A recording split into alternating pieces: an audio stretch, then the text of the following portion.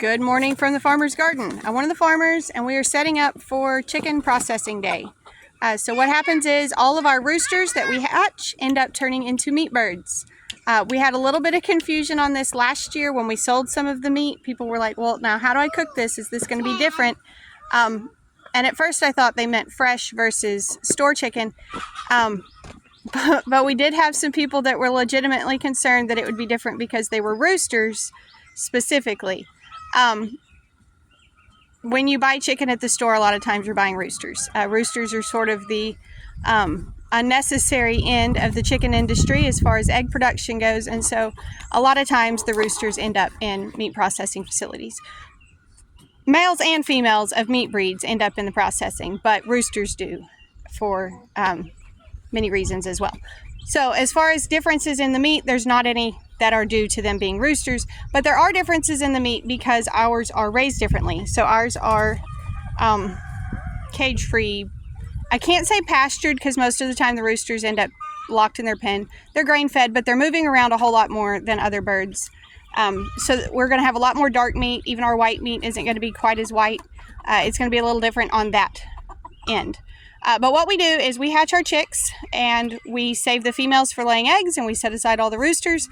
And then once we have time, because this has been on our list for like 3 months. We've known these are roosters. We've known they needed to go.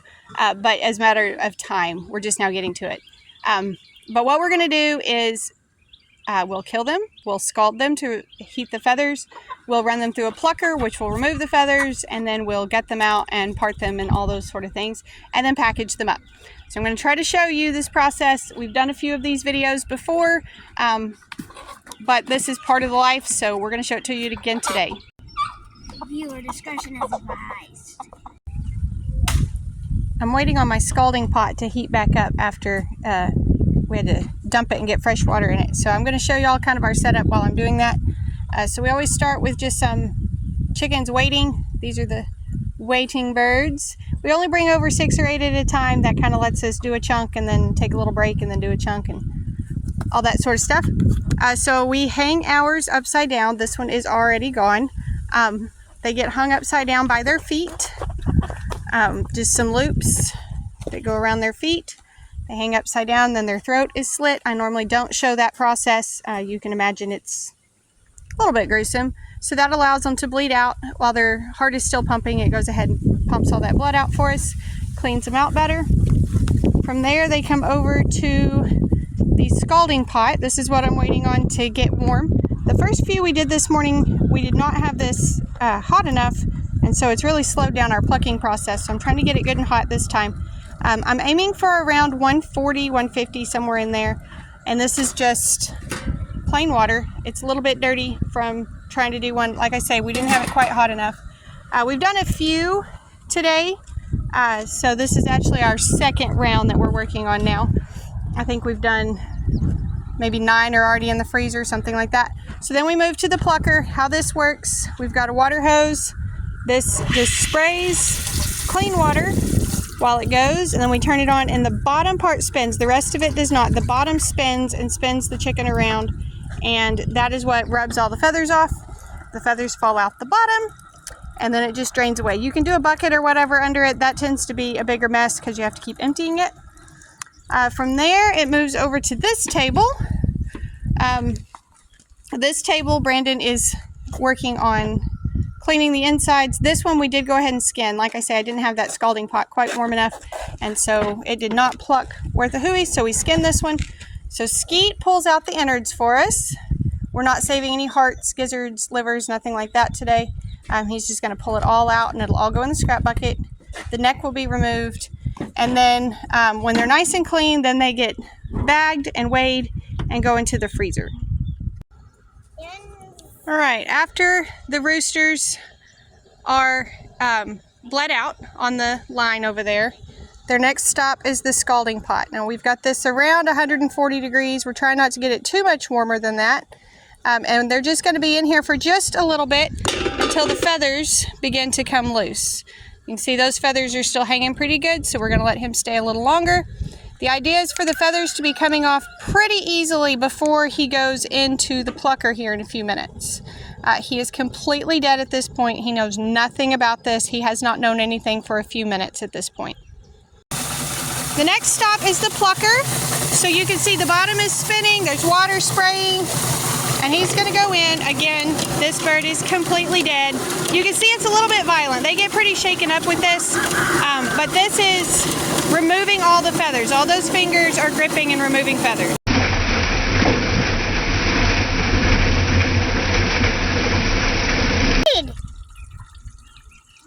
So this is how they look at the end. Sometimes the head will be pulled all the way off. In this case, it's just kind of hanging by some skin. But you can see that the majority of the feathers are gone at this point. And so this guy is ready to come over to this table where Brandon will begin to take it apart. All right, so the first thing we did, we had to go ahead and remove his legs. The best way to remove that stuff is to figure out where the joints are and just kind of cut right there at the joints. So I've got his legs off. That's usually the first step. The next step is I'm going to cut this skin. Just going to make an incision back here, just kind of big enough to get it kind of moved out of the way. And there's the end of his breastbone. And you got one more little layer of skin to cut right there. And then usually what I do is just take and stick my fingers in and just, it kind of tears right along the rib cage. And then next step is pulling the guts out. And who does our guts? Skeet does the guts. You want to tell us what you're doing? So, what I do is, since everything else is harder to get out, I grab the heart, pull that out, and then I can kind of dig it out. Not all just, but kind of digging, not all at once. It's pretty hard to get out, isn't it? It doesn't just slide out. It's in there pretty good. This last part is the hardest. So that's from inside the neck, correct? Correct.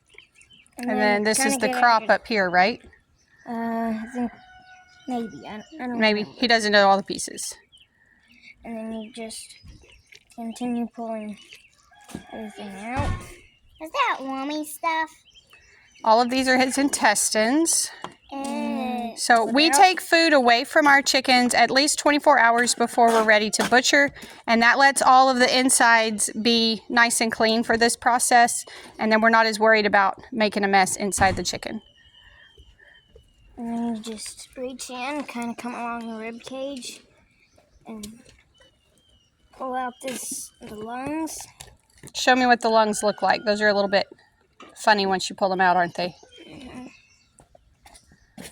So that's a lung, and a lot of times these will end up coming out in pieces. They're pretty hard to get out. Yeah. The hardest part is probably the rib cage bones. Yeah, there's another lung. And you gotta get all this down here. So you're gonna finish cleaning, and then Brandon will take it back and he'll cut off the tail and get all of this and pull it out, and that'll just go in our gut bucket. That's all trash. All right, final bird of the day is going in its bag. What we do with these is whole birds go, these are not necessarily freezer bags, but they've worked really good for this. Whole birds go double bagged in these, and we write down pounds and ounces on them. We ran out of time in our day. We have other things we have to get to, and so we didn't get to quarter very many. I think we only quartered 12.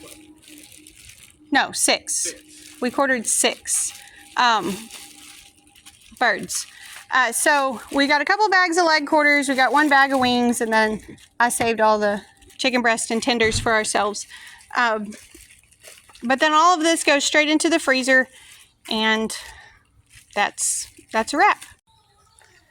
I think we processed 35 birds today. That would be the most we've ever done in a single day. And the crew did great. Everybody knows their job and knows what to do. And so we got 35 of them processed. Now we're just down to the cleanup part, scrubbing the table, sanitizing things, getting everything into the freezer, cleaning the plucker, all that good stuff. But that's pretty much it. So 35 birds, and we started, I think by the time we actually got going on it this morning, it was about 10 o'clock, and now it's almost 5. So we've been at it for a while. But that's where we're going to end the video today, because all that we have left now is feeding and picking and stuff like that. So thank y'all for stopping by the farm today. I hope you learned something. I hope it wasn't too gross for you. Y'all be sure and tell your friends about our YouTube channel, and come back when you can stay longer.